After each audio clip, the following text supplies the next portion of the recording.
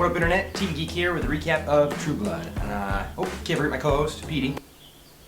Dude's there, always. Pretty bird. Alright, anyway, True Blood. This episode for me was just Bill versus Eric. They both brought gold, but for different reasons. Bill's gold is pretty funny.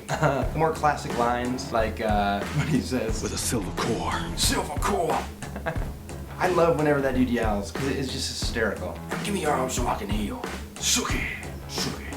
And then, okay, Bill, when he is like punk dude in the 80s, was hilarious. Fight on me! And it reminded me of the Freaks and Geeks, when James Franco goes punk to impress that girl. Shut up! Anything of the 1982 Bill, like his origin story about how he joined the cause or whatever, and how he found out some famous dude is a vampire, who I did not know who he was, but my roommate did, some vacciniac. The one cool point that I'm gonna give Bill this week is that I think he humbled Suki a little bit when she walked in on him boning that other girl. Put her in her place a little bit, I thought that was good. Alright, now Eric. This dude owns any scene that he's in. Y'all looking for a dead body? And I gotta give it up to the actor, who I think will be around long after the show ends. I feel like Bill is the kind of actor that has some heat now because he's a lead in a really popular show, but like 15 years down the line, I don't see it happening. Like, I mean, James Gandolfini's not doing too bad these days. Anyway, I think Eric is gonna be around to stay.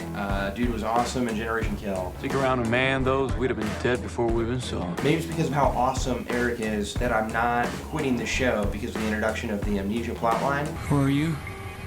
It's me, Suki. Who? You know me. Oh, no, I don't. Now let me just get this out there right now. The Amnesia plotline is my least favorite of all plots in any TV show. No, wait, dream sequence might be worse. I hate the dream sequence too. But first of all, let's just stick with Amnesia. Amnesia is a problem because we are forced to watch a character relearn all the things that we've already been invested in all season. The absolute worst goes to Teri Bauer in 24. That moment when she turns around, and it's always the cliffhanger of an episode. Always, like, where am I? What's your name? I don't remember.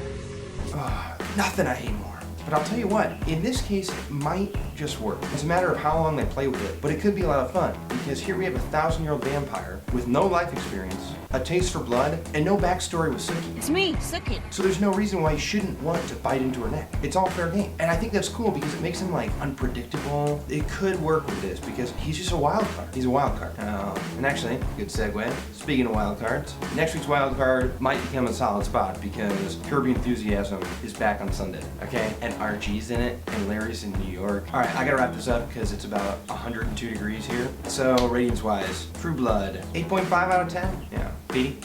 Yeah, 8 degrees. Petey didn't even have a head! Harry, I took care of it.